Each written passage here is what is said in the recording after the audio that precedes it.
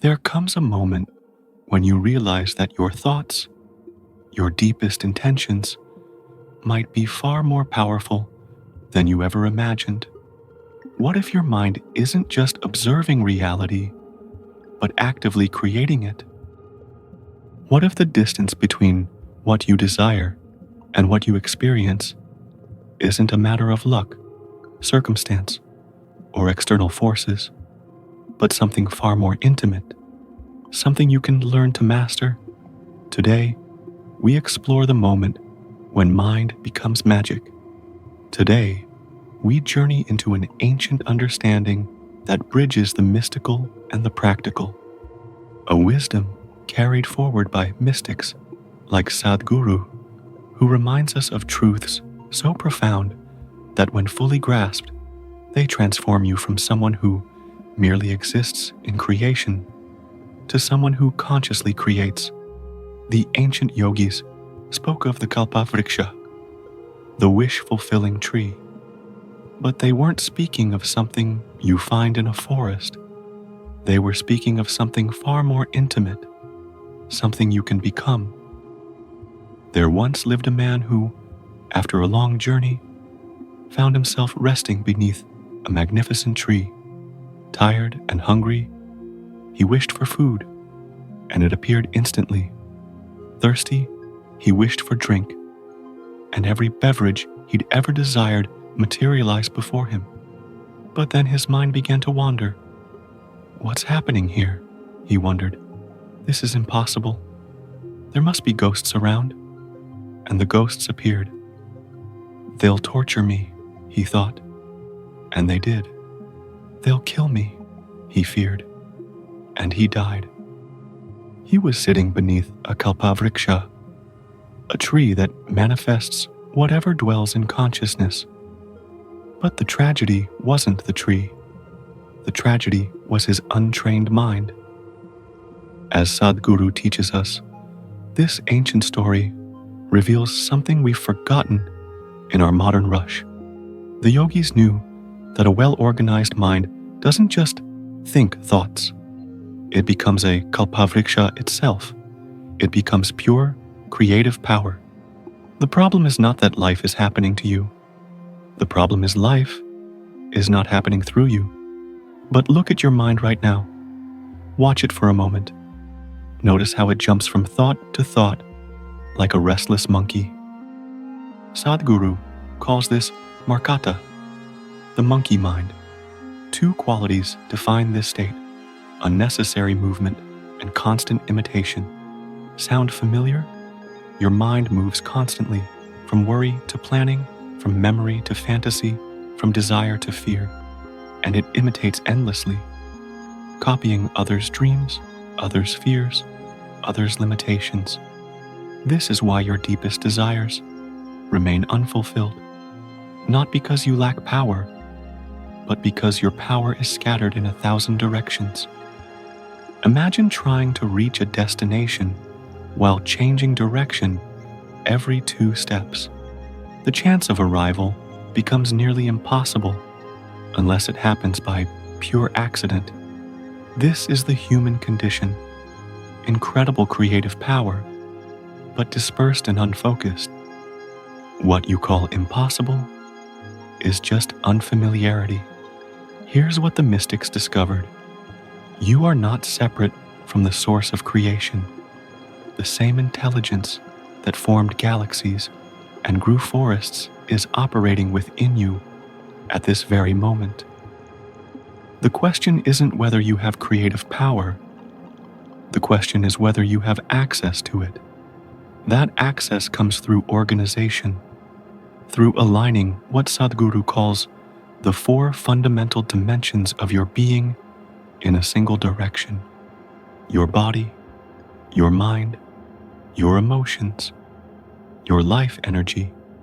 When these 4 dimensions move as one, unified and unwavering, you don't just think about what you want, you become it. You don't just dream about your desires, you magnetize them into existence. But here's where most people stumble. They create conflicting streams of consciousness. I want to build a house, they think, but I only have $50. It's impossible. The moment you declare something impossible, you're simultaneously saying, I don't want this. On one level, you're creating desire. On another, you're creating resistance. In this internal war, manifestation becomes nearly impossible. But watch someone with simple faith, someone who goes to their place of worship and says, I want a house. I don't know how, but please make it happen. In their mind, there's no room for contradiction, no space for possible or impossible, just pure, unwavering intention. Will the divine come and build their house? Of course not. But something far more profound happens. Their unified consciousness begins organizing reality around their clear intention. The question isn't whether God will lift a finger for you. The question is whether you'll lift your consciousness to its natural creative state. Let me be clear about what every human being truly wants. Strip away the surface desires, the money, the relationships, the achievements, and you'll find something beautifully simple. You want pleasantness, pleasantness within yourself, pleasantness around yourself. When pleasantness happens in your body, you call it health and pleasure. In your mind, you call it peace and joy. In your emotions, you call it love and compassion. In your energy, you call it bliss and ecstasy. This is what you're really seeking. Whether you're working in an office, building a career, creating a family, sitting in meditation, or lost in prayer, you're always seeking the same thing: inner pleasantness, outer pleasantness. Now, close your eyes for a moment. Breathe deeply. Feel into this truth. What if you could create exactly this? What if you could organize your 4 dimensions, body, mind, emotion, energy, toward creating lasting pleasantness for yourself and everyone around you? Can you sense the possibility living within you right now? You are not a victim of circumstances. You are a creator of circumstances. This is your commitment. This is your Kalpavriksha practice.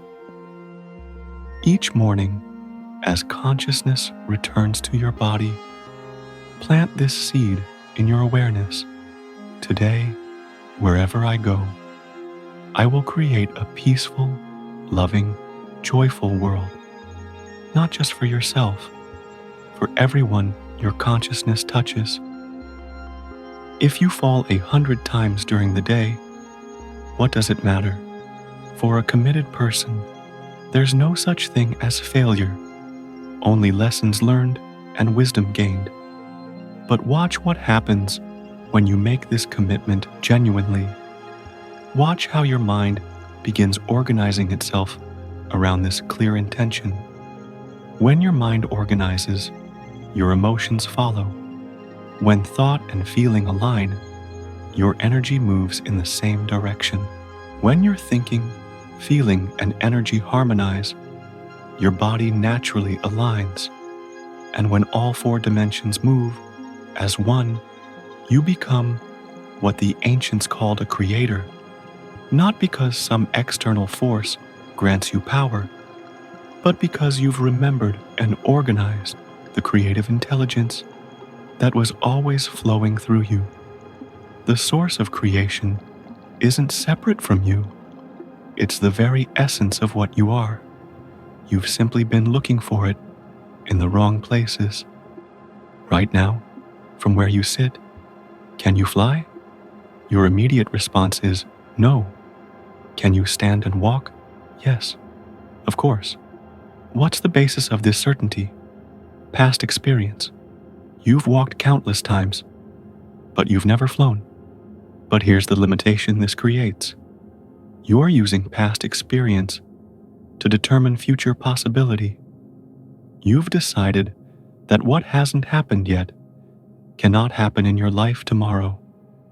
This is a tragedy for the human spirit. What hasn't happened on this planet yet can happen tomorrow. Human beings are capable of making it happen tomorrow. So what's possible and what's impossible isn't your concern. That's nature's job.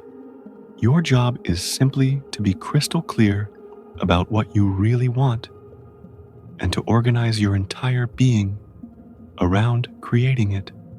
If your thinking is created powerfully, without negativity, without contradictory thoughts, canceling out the intensity of your intention, if you know precisely what you want and commit every dimension of your being toward its creation, then manifestation isn't magic.